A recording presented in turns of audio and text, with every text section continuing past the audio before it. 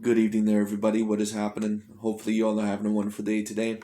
So, anyways, I thought that I would review this little video about Boxing Eagle, who, of course, is a part of New Media and the LDBC, which means, of course, we already know what type of narratives that he likes to push. But I've seen a couple of videos out about this now, and I thought, all in all, that it would be interesting to talk about because, of course, Terence Bud Crawford, he not only has a fight upcoming this weekend against Sean Porter, but he is one of the top pound for pound fighters in the world, in my opinion. He certainly is one of the most talented fighters in the world. So is Canelo Alvarez. Canelo Alvarez, as I've already said many, many times, ever since I've really started to try to grow this channel, in my opinion, Canelo Alvarez, he is the clear number one pound for pound boxer in the whole entire world. I think that Terence Crawford, I think he's within the top five. But like I said, I don't rank him any higher than number five on my pound for pound list because, like I said, I have four people ahead of him, of course, because he's at number five. Canelo has so many A-class fights on his resume that, like I said, I can't even keep track. You talk about Earl Spence Jr., in my opinion, the Mikey Garcia fight was an A-grade fight. Now, I had a couple of people tell me, well, Mikey Garcia, he wasn't necessarily a natural welterweight. That's true, but at the same time, Guillermo Rigondeaux, he was not necessarily, the natural weight that Vasyl Lomachenko was, but it was still looked at as a very, very big fight. And I give Vasyl Lomachenko credit for defeating Guillermo Rigondeaux. I also give credit to, what's his name? I already forgot. I give credit to Errol Spence Jr. for defeating Mikey Garcia. Because in my opinion, Mikey Garcia, he was at least a natural 140 pounder. And Mikey Garcia, he was undefeated. He was an A-grade fighter at the time. And Errol Spence was basically able to toy with him. So I give him a lot of credit for that. It is what it is. Of course, Mikey Garcia, he recently lost, but it was very clear at the point in time he was an A-grade fighter. I still think Mikey is an A-grade fighter, but he did not take that last dude as seriously, in my opinion, as he probably should have. It is what it is. Moving on, of course, he also defeated Danny Garcia, who in my opinion is not A+, but he is an A-grade fighter because he's probably going to be within the top six of that division. He probably is not going to beat Thurman, Crawford, or Spence, but, he possibly could defeat a Sean Porter or defeat a Ugas or maybe someone in that category. Danny is an A-grade fighter. He is a very decent fighter. And then on top of that, he beat Brook in the final moments of his greatness. I think that Brook, all in all, that, of course, after the Gennady Golovkin fight, I think that he never was the same fighter ever again. But he still had a hint of greatness left to him after that Gennady Golovkin fight. In my opinion, it was after the Errol Spence Jr. fight where he completely was done. He was never ever the same fighter ever again. He was always way more hittable after that, and the damage on him that was sustained is obviously way more after his second brutal knockout loss than it was than his first. It is what it is, or even more damage sustained upon him. But anyways, enough about Errol Spence Jr. And of course, he defeated Sean Porter, as well. So all those guys are A-grade fighters in my opinion, or they were at the time. When you take a look at Tyson Fury, Fury has a win over two A-grade fighters. He had a win over Vladimir Klitschko, and of course he has a win over Deontay Wilder. When you talk about Alexander Usyk, he unified the whole entire cruiserweight division, which in my opinion at the time was a very talented cruiserweight division. And on top of that, he recently defeated Anthony Joshua, who was in my former top 10 pound for pound. I have every single one of those fighters over Terence Crawford on my pound for pound list. Does that necessarily mean that I think every single one of those fighters are necessarily more talented than Terence Crawford? Does that mean that all in all, I think that Terence Crawford is less skilled than those guys? No, not necessarily. But what it does mean is that it's time for Terence Crawford at this point in time in his career to finally put up or shut up. And a certain amount of people, especially who are Terence Crawford fans, I think they take a look at my channel and they, think I'm this hater of Terence Bud Crawford. I'm not a hater of Terence Bud Crawford. I like Terence Crawford very much. Of course, a lot of people, they always say that whether they like the athlete or not. So I kind of understand why it can be a little bit difficult to trust someone like that. But when it comes down to, once again, Terence has been one of my favorite fighters to watch for a very, very long time. I always root for him. I always hope that he pulls out successful. But when it comes down to with Terence, this fight that he's going to have this upcoming Saturday against Sean Porter, it is going to be the first legitimate, I'm not going to say test of his career, because I think you can be tested early on in your career, even if maybe you're not facing A-class fighters, because of course you're inexperienced. Crawford has been somewhat tested, but he's never been tested to this level before. This is going to be the official first time that Terence Crawford has ever truly fought an A-class fighter, at least a definitive A-class fighter. And Terence Crawford, of course, is going to say that he is frustrated because he does not believe, all in all, that he is getting the fights that he believes he deserves. And, Canelo, he's getting the fights that he wants, and which is interesting because Terence, he was one of those guys that tried to say that Canelo, that he's not facing certain fighters, but then at the same time, Terence will say that Canelo is getting A-grade fights and I'm not. Well, Terence, let's be real. A big part of the reason why you're not getting those A-grade fights is kind of your fault because you decided to sign with Top Rank, where none of the other elite welterweights were. You could have signed with the PBC, and in my opinion, it would have made your life a hell of a lot easier. That does not mean that every fighter needs to sign to the PBC. But when you're in a division where basically 90% of the elite guys are with the PBC, and you decide to resign with Top Rank and Bob Arum, a guy who notably hates, who the hell is that one dude that owns Showtime or whatever, Al Heyman, a guy who, is very notable for not wanting to work with Al Heyman. I mean, whose fault is it really? It is what it is. Anyways, we're going to get into the video. We're going to see what Ego has to say. Let's get into it. Terence Crawford says he is not getting the type of fights that Canelo is getting, and he says so he has to prove that he's number one. We're going to talk about that in this video. What up, Fight World? It's your boy Ego, and I'm back with some more boxing. Make sure you smash the like button. Listen, it takes a few seconds. Please throw a like on the video. It goes a long way. Reach one, teach one. Helps others to find this content. Now, link in the description. You guys see it. Terence Crawford. He says Saul Canelo Alvarez is, quote, getting all the fights that he wants, but I have to prove that I'm number one, right? And this has been a long-standing battle as far as who do you rank pound for pound number one. Some people still say it's Crawford. Some people say it's Canelo, etc. I don't think that there ever really was that close of a battle between Canelo and Crawford, at least when you take a look at it logically and objectively. I mean, how can it really even be a battle?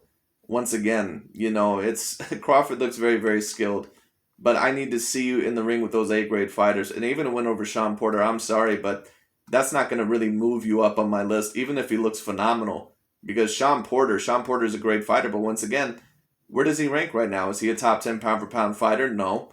Is he a top 20 pound for pound fighter? I doubt it. He's probably within that top 30 pound for pound range right now. Once again, this is a great fight. I'm not trying to degrade the fight that Terence Crawford is having against Sean Porter.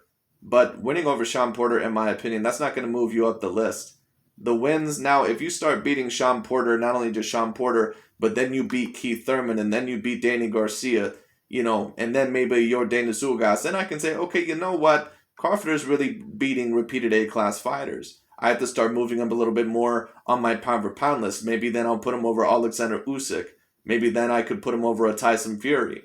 Especially if he looks A-grade in these fights. The Canelo fight is going to, or the Canelo ranking and Errol Spence ranking, those are going to be more difficult to surpass because Errol Spence and Canelo Alvarez, they've just fought repeated A-grade fighters, and they've usually looked so dominant against them. It's especially going to be hard to surpass Canelo because Canelo is a 4-weight division champion.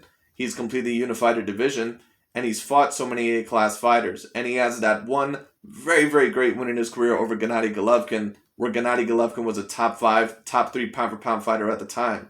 The only way that Crawford, in my opinion, can get to that level or debatably be the number 1 pound for pound fighter, there's only one way. And that's if he defeats Errol Spence Jr. So this is what Terence Crawford is saying. Undefeated Crawford, he will defend his WBO title against Sean Porter November 20th in the toughest test of his career to date. Canelo's captured undisputed at super middleweight, beating Caleb Smith, Billy Joe Saunders, Caleb Plant inside of a year, blah, blah, blah. This is what Crawford had to say. Let's get to it. Let me highlight it for you guys so you guys get to see it easier. Have you seen this space-age roofing product that lowers energy bills without solar panels or batteries? This previously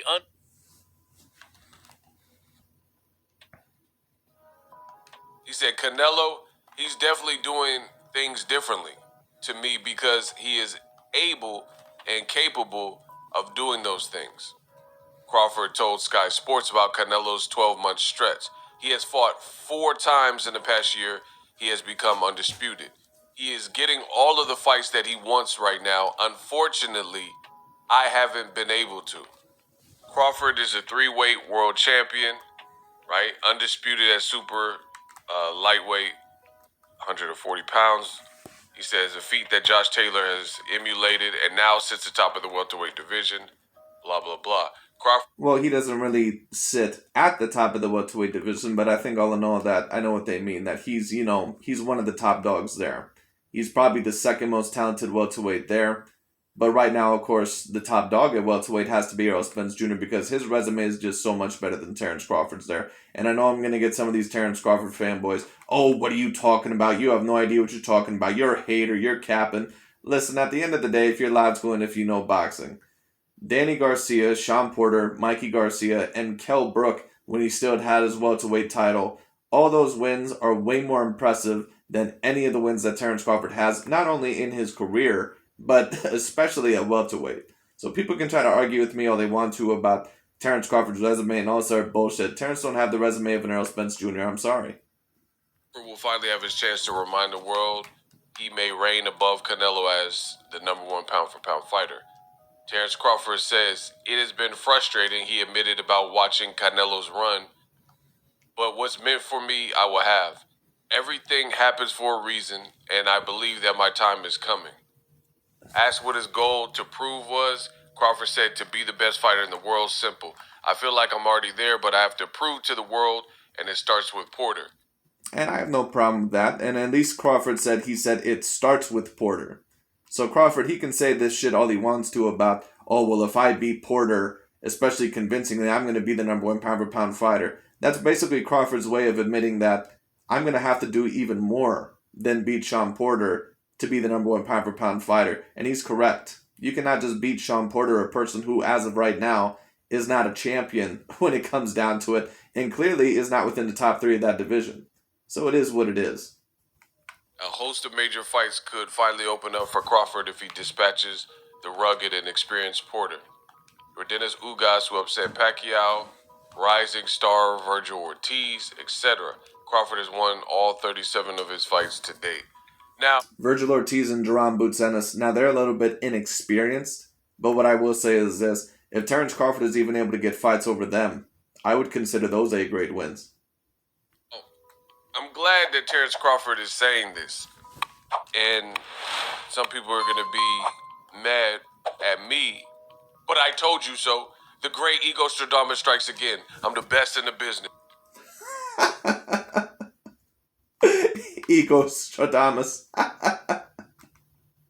This dude, man. Now, I've been in the boxing game for years.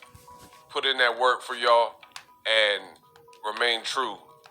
And it's funny to me to hear Terence Crawford say this because he is now finally admitting what I've already told you guys in the world of boxing. He's a great fighter. Terence Crawford is a great fighter. But he's telling you out his own mouth what I've been telling you, the great Ego Stradamus strikes again. He says it's been frustrating seeing a guy like Canelo get all this notoriety and get all the fights he wants, and I haven't been able to do it. The only thing I will say is Terence Crawford almost has this woe is me type of attitude and this victimhood mentality in terms of that's how I'm perceiving the comments he's saying, and he really has more control than he's admitting to. And I'll agree with that. I'll agree with that completely. Because Terence Crawford, when it comes down, and like I said, certain people all in all, a lot of people, they love to bitch and complain and say all in all that they're not happy at this moment in time in life. And they, so many people always love to blame others. But the majority of the time, when we have problems, no matter what it is, the majority of the time, the person to blame is ourselves. And it's the same thing with Terence Bud Crawford. He can bitch and moan and complain all in all he wants to is that, Bob Arum all in all, he doesn't see me as, enough of a product and all this sort of shit when it comes down to it. But Terence, you have the opportunity to sign with the PBC. And from what I hear, I believe that Terence Crawford, I believe that his contract is up with them this year, or Top Rank, that is. And if you resign with Top Rank, that'll tell me right there who truly is interested in facing top-tier competitors. Namely, that was the decision to re-sign to Top Rank. And a lot of people had questions. They said, Bud, you're a terrific fighter. Why are you re-signing to Top Rank? Listen, I can't tell anybody where to re-sign or what to do with their career. But Terence Crawford, he's just now fighting Sean Porter, and truth be told, I'm just being real with y'all, like I always do. I personally think it's an excellent fight. I think it'll I agree. be a competitive fight. I want to see the fight, but What I'll say is this: when Terence Crawford defeated Kell Brook, I can't give him more credit for defeating Kell Brook the way that he did versus what Errol Spence did, because Kell Brook, like I said, he pretty much was straight out the meat grinder when Terence Crawford fought him. And I had this one dude, all in all, who was an obvious Terence Crawford fanboy, and he was coming at me basically saying like, "Oh, you know, you don't know what you're talking about. You know, you just got exposed as a hater and all sort of stuff. You know, Kell Brook, you know, he was off a few years. Like, yeah, that's cool, but." There's certain fighters that when they suffer a knockout, especially broken orbital eye bones, like, people don't understand. Kell Brook suffered a broken orbital eye bone against Gennady Golovkin, and then suffered another one to his other orbital eye bone against Errol Spence Jr. You expect me to believe that Kell Brook was still anywhere near the same that he was when he fought Terence Crawford years later, when he didn't even have a belt? Like, come on. it's going to be hard to surpass Errol Spence Jr. in the eyes of many when you're following in his shadow, in his footsteps with Well, I kind of agree with that, but I'm not a person all in all that just loves to say, oh, you're fighting someone's leftovers, unless I believe that that fighter is completely done. You know, and Kell Brook is a fighter that, he was a fighter overall that was way done. Way, way done. Like, that dude is French toast. That dude, served him up overall as a slab of sausage or a slab of bacon, because that dude is complete mincemeat. He is done. He is toast. But when you talk about Sean Porter is a dude that is still very clear at his peak. He is in his prime. Sure, he's not a champion, but he's a clear A-grade fighter.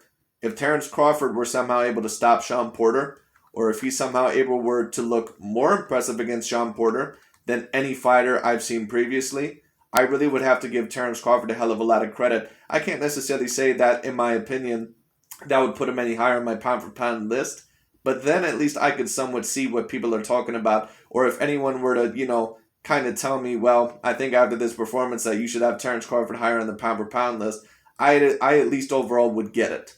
So we'll see what happens. opponents, right? Or just PBC fighters in general.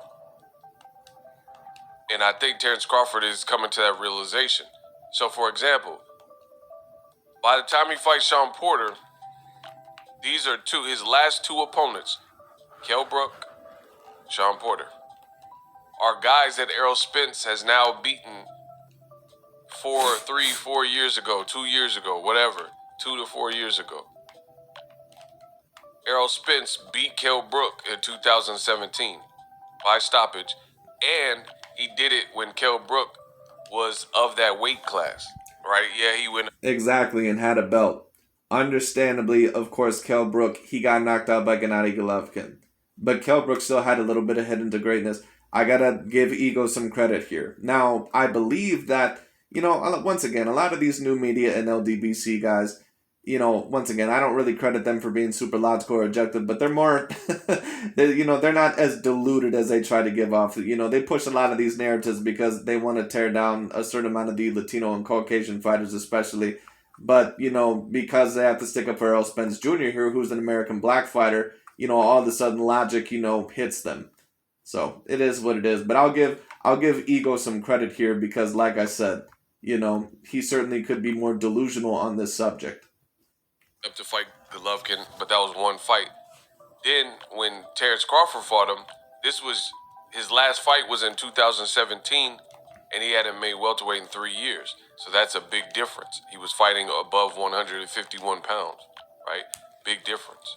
And he was a champion when Errol Spence fought him versus Exactly. when Terence Crawford fought him, he wasn't a champion. So stark differences. And Errol Spence fought him in Sheffield, so realistically, I'm gonna fight Errol, hit him with my chocolate brownie, and all of a sudden, he fought him in Sheffield where he's from. So of course Errol Spence, you can say what you want, but Errol Spence fought the better welterweight version of Kell Brook. I agree. if you're being realistic with yourself. Because you can't. How's he the best? How can you say that Kell Brook was the best at welterweight in 2020? He just fought him in December 2020, right? So how can you say he was the best in 2020 when he hadn't fought in the weight class for 3 years? It doesn't make sense. Exactly, and it never looked like himself after that Errol Spence Jr. knockout loss. Same thing with his new opponent. Errol Spence beat him probably 2019. I was at the fight, right? So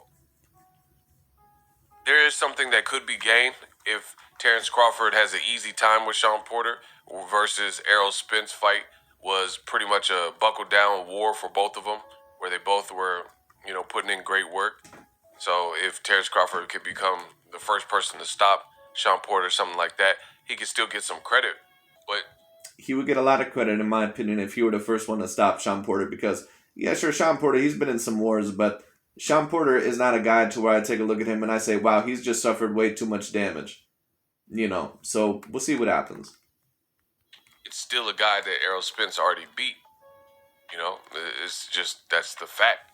So Terence Crawford is admitting it. And like he's saying, he's making it sound like, Canelo got all the fights, but Canelo also freed himself from a contract that wasn't working for him, right? He thought Golden Boy had put stuff in his contract that he wasn't okay with, and he made decisions to get out of it. Terence Crawford. Absolutely. And you notice that Canelo Alvarez, he now signed with Showtime, and who more than likely is Canelo Alvarez going to go after next? He's probably going to go after Jamal Charlo. Had escape routes, meaning he didn't have to sign extensions, and that could have got him closer to what he keeps saying is his goal, to be the best and show everyone he's the best. But he chose to stay where he was comfortable. And that's the reality of it. And then, I could go deeper and deeper, but everything I said was true. His own promoter, Bob Arum, was doing interviews real recently, and also those interviews did a disservice to Terence Crawford's brand, because Bob Arum revealed on many occasions, he did interviews with The Athletic and others, and he said that Terence Crawford is not a moneymaker. He says, I'm losing money every time Terence Crawford fights, and it's not my fault, and I could have bought a big house with the amount of money. Same thing with, you look at Terence Crawford, his fight week is this week, and so far, to me, it does not feel like a fight week. Even though I'm excited for the fight and I think it'll be a good fight, where's the promotion? Well, I think that there has been some promotion, but I do understand where Eagle all in all is coming from. Okay, they did a blood, sweat, and tears, but how many of you guys, leave me a message in the comment section, how many of you guys truthfully watched Blood, Sweat, and Tears episode 1 and 2? I actually watched it, but the reason why I watched it all in all is because I do like Terence Crawford. Terence is one of my favorite fighters to watch, and I've been, truth be told, I've just been waiting for Terence Crawford to get an A-class fight forever. Like, this is like when, I'm trying to think overall of a good example. Like, this is when Deontay Wilder finally fought an A-grade fighter like in Tyson Fury. That was his first pay-per-view fight, I believe, because everyone knew all in all that was his first A-grade fight. Now, Terence, he's had pay-per-view fights before, but they've all been flops. Because who is his 2 pay-per-view fights been against? They've been against Amir Khan, and let's be real, Amir Khan probably was not even at the best point in time in his career. He had been knocked out 3 times at that point in time in his career, and had not really looked great in his previous fight. And then on top of that, you had the pay-per-view fight against Victor Postal. Now, at the time, that was a decently big fight, but it literally only did, I don't even think that did 100,000 pay-per-view buys. It was a complete flop. It did 50,000 pay-per-view buys. Right? Versus you look at Canelo and... Because, truth be told, that was not a pay-per-view fight. I don't know why they thought that was a pay-per-view fight, but it was not a pay-per-view fight. Terence Crawford, he's a very, if you appreciate the sweet science of boxing, he's a great fighter to watch, but, him versus Victor Postal, ain't no one want to see that shit on pay-per-view. Come on. Caleb Plant, Showtime did a hell of a job and really put that... They did not even put Josh Taylor versus Jose Ramirez on pay-per-view. That was a fight, in my opinion, that was more worthy of a pay-per-view than what Terence versus Victor Postal was. But even Josh Taylor versus Jose Ramirez, they were smart enough not to put on a pay-per-view. For whatever reason, they thought that Terence Crawford versus Victor Postal was going to do such big numbers. in front of our faces as boxing fans, right? Something me telling you guys that there's a special Blood, Sweat, and Tears. I know this is news to some because some people who would maybe even want to watch it don't even know that it's out, and you haven't really heard much from it. But anytime Tyson Fury's fighting, ESPN seems to pull out all the stops and try to make it. Even when Tyson Fury was fighting Otto Vailin and stuff, they try to make it sound like it was this epic deal. Like he was always fighting on Mexican Independence Day weekend, and he's wearing sombreros, and everyone's laughing at Tyson Fury's joke. Lomachenko fights, they try to make it like it's a big deal and have all these trailers, and everyone's talking about it and even talking favorably, all the commentators and stuff like that. But for Terence Crawford, it seems like he just gets treated as if he's not as good as he really is. Like for me personally, Well, if you're trying to make the argument all in all that Terence Crawford is not getting the same promotion because he's a black fighter, I mean, possibly. I understand where you're coming from, but I don't really remember the promotion for Tyson Fury having that one fight against whoever the hell he was facing on Mexican Independence Day. I really don't remember the fight promotion being so much greater than that of what's going on here. I mean, I don't see it. Vasyl Lomachenko, now he's heavily promoted, but I mean, you got to expect that he's a Caucasian fighter when it comes down to that appeals to a certain amount of the Caucasian fans. When it comes down to it, and he attracts a decent amount of money. Terence Crawford does as well, but there's a reason why, like I said, there's a reason why both of his pay-per-view fights were flops. I'm just keeping it real.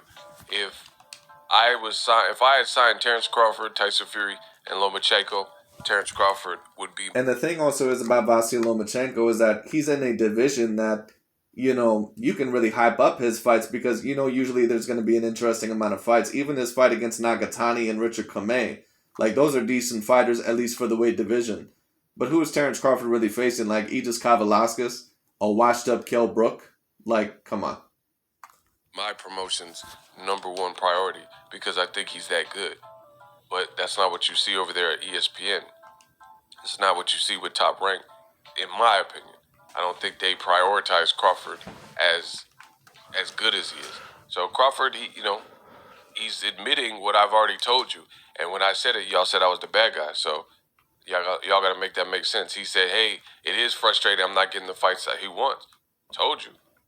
I mean, to me, I got to put Canelo over him, even though I think Crawford skillfully is. Wow. That's actually something that's a little bit surprising. I, all in all, did not think that Ego would say something like that. Because in my opinion, all in all, like I said, Crawford certainly is above, Canelo certainly is above Terence Crawford. I don't even think it's debatable. It's harder to beat. You know what I mean? I don't necessarily think that's true. I think that Terence Crawford, I've seen him in several tough fights in his career. Let's be real. Terence Crawford, he just hasn't usually fought anyone that dominant. It is what it is. I'm not trying to diss him. I'm not trying to, hate on him. But let's be real. Canelo Alvarez's opponents usually are way better than that of Terence Crawford's. He's more of a handful. But I can't act oblivious to the fact that Canelo, being who he is and having his star build, he gets to get the big fights when he wants. That's, if anything, a lot of people say Canelo's cherry picking and stuff like that. But when he wants to turn up and get a Triple G or Danny Jacobs, and he decides the time is right, he can at least get him. Terence Crawford. Well, let me give you credit overall for giving credit to Canelo Alvarez for facing Danny Jacobs, because it would have been very easy for you not to give Canelo Alvarez credit for facing Danny Jacobs, just like a Dante's Boxing Nation or Aki TV. He's getting like Errol Spence leftovers, Amir Khan, someone Danny Garcia had already beat, and Errol Spence beat Danny Garcia, Sean Porter beat Danny Garcia. You know what I mean? So, not even just Danny Garcia. Amir Khan, his soul left his body. His boxing ability completely went out the window when he lost to Canelo Alvarez. After that Canelo Alvarez knockout, he was never the same. Oh, I don't know how Terence Crawford can surpass Errol. We got to see what happens this weekend.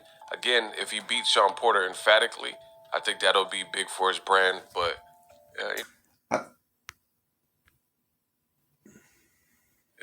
more of what I've. Anyways, what I was about to say, like I said, I think all in all that it probably would as well. but I don't know if it would be enough to put him over Errol Spence or Canelo Alvarez. Already told you, but you guys said I didn't know what I was talking about. Drop your thoughts in the comment section. Work. And I'm out. Anyways, that's pretty much about it for this video, but I thought that was very interesting. I actually tend to agree with almost everything that Boxing Ego said here. I gotta say, I thought that he was pretty on point. He's a guy that I tend to disagree with here and there, but, you know, I pretty much agree with everything that he said here. If Terence Crawford, if he wants to surpass Canelo or Errol Spence on the pound-for-pound list, or in my opinion also Fury or Usyk, he's going to have to start facing more of these A-class fighters. Porter's a great start, but you're going to have more of that. But anyways, that's pretty much about it for today. Thank you so much for watching. I'm very excited for this Terence Crawford versus Sean Porter fight, because that is a colossal fight, in my opinion. Or maybe I just look at it that way because Terence is finally facing someone that I think could be a very big challenge, but we'll see what happens. Anyways, that'll be really about it for today. Thank you so much for watching. I'll talk to you all later.